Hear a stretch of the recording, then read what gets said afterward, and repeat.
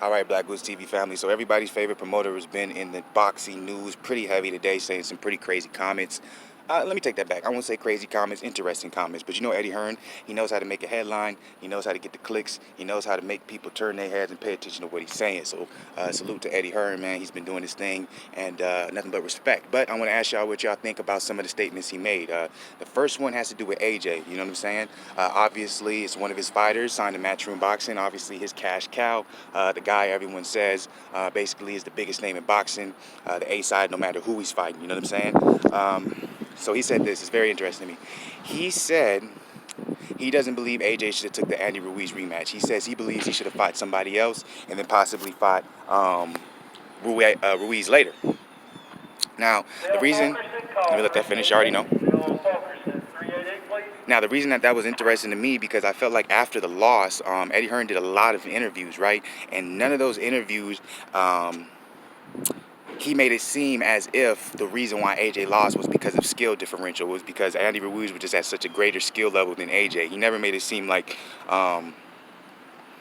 styles make matchups, like it's just a bad style for AJ. He always just, you know, chalked it up to the fact that Ruiz did his thing and AJ just lost. AJ took an L, and I never, unless I didn't see the interview, if there is interviews out there where Eddie Hearn is basically saying the same things that he reportedly said today, then let me know below, y'all, because if I'm wrong, I'm wrong. But from the interviews I saw, it didn't seem like Eddie Hearn ever alluded to the fact that AJ shouldn't take the Andy Ruiz rematch.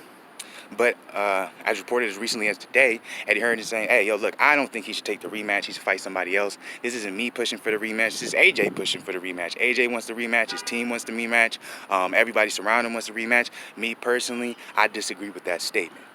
That's what Eddie Hearn's saying. That's Eddie Hearn's words right there. All that right there. So, what do you guys think of that? Like for real, do you think this is a good look?